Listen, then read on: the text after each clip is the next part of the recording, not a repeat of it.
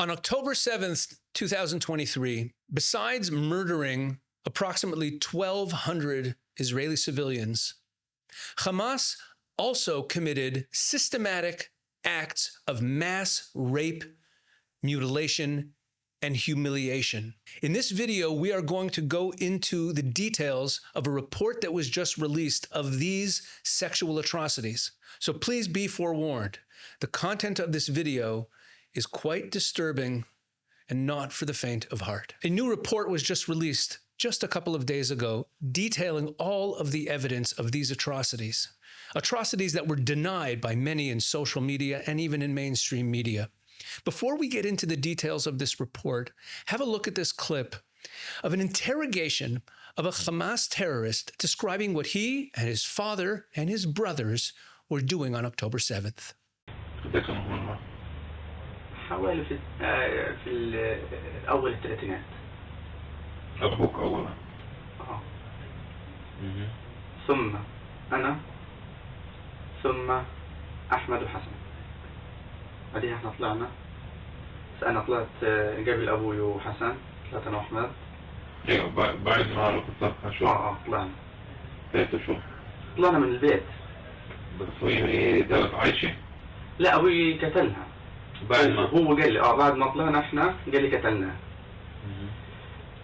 طبعا طلعت لقيت مستوطن متخبي بالشجر. So this was a family affair, you see, a father and two of his sons repeatedly raping and then murdering an Israeli girl. This report put out by a group called the Dina Project, named after the biblical figure Dinah, the daughter of Jacob, who was raped in the book of Genesis.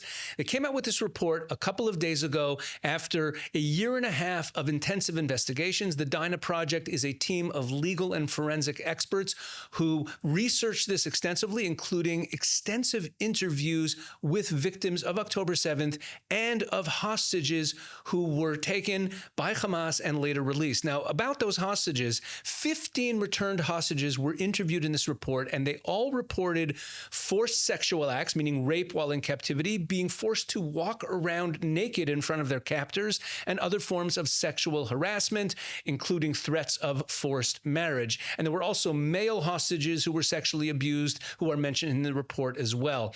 In addition, the report quotes 17 different eyewitnesses from October 7th itself, all testifying to gang rapes, individual rapes, mutilation, removal of women's breasts. A number of the victims were found by first responders with objects inserted into their genitals, naked women handcuffed to trees with their legs spread, signs of genital gunshots or mutilation.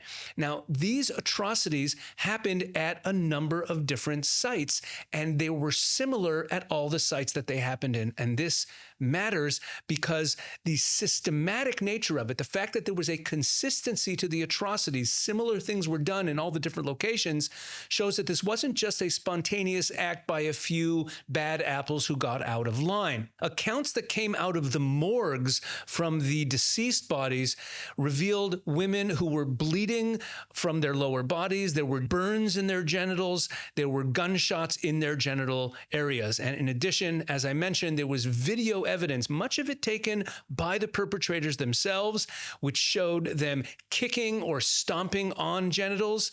We had Shani Luke, the famous hostage, who was taken. Her naked body was paraded through the streets of Gaza to cheering crowds. Allahu Akbar!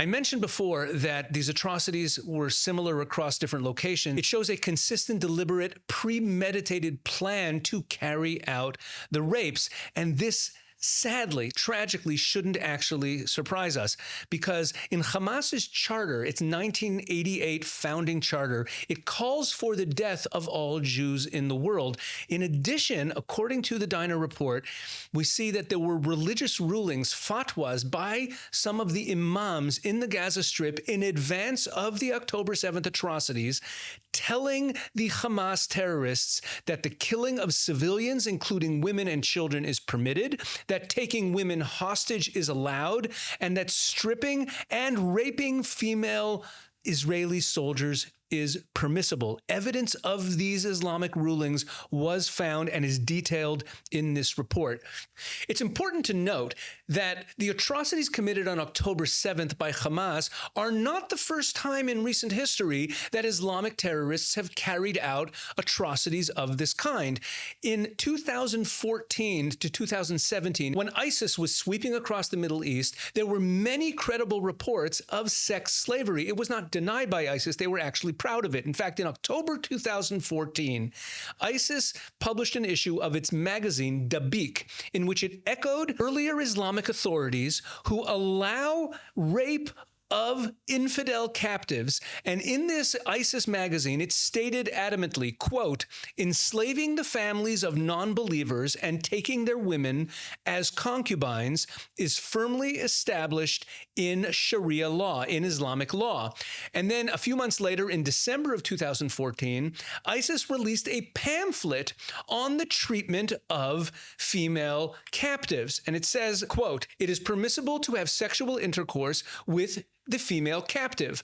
Allah the Almighty said, successful are the believers who guard their chastity except from their wives or captives and slaves that their right hands possess. The slave woman in question has no rights that the owner was bound to respect, according to this pamphlet. Quote, it is permissible to buy, sell, or give as a gift female captives and slaves, for they are merely property, which can be disposed of as long as this does not cause the Muslim nation any harm or damage. It is permissible to have intercourse with a female slave who hasn't reached puberty if she is fit for intercourse. However, if she is not fit for intercourse, then it is enough to enjoy her without intercourse. And this is from 2014, from a pamphlet put out by ISIS. Now, you might be thinking, what does ISIS have to do with Hamas? Well, Hamas and ISIS are both offshoots of the same organization. Back when Hamas was founded, it was founded by Sheikh Ahmed Yassin. He founded Hamas as the Gaza branch of the Muslim Brotherhood, and he was helped in that process by his mentor, a man by the name of Abdallah Azzam. Abdallah Azzam was a highly influential Islamic thinker who was affiliated with the Muslim Brotherhood. Now, Azzam, who's also known as the father of global jihad, was the mentor and teacher of Osama bin Laden, the founder of Al-Qaeda.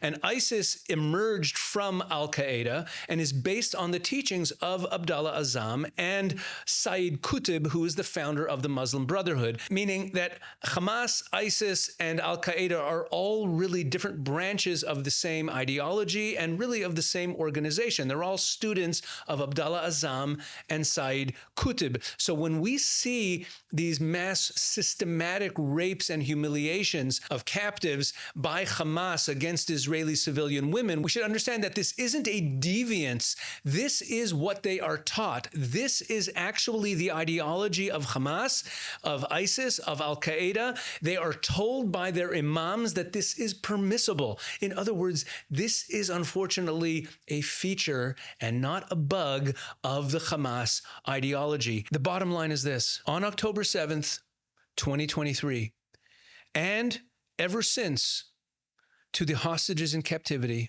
Hamas has committed sexual atrocities, rapes, humiliations. These are crimes against humanity. And I encourage you to go to thedinaproject.org.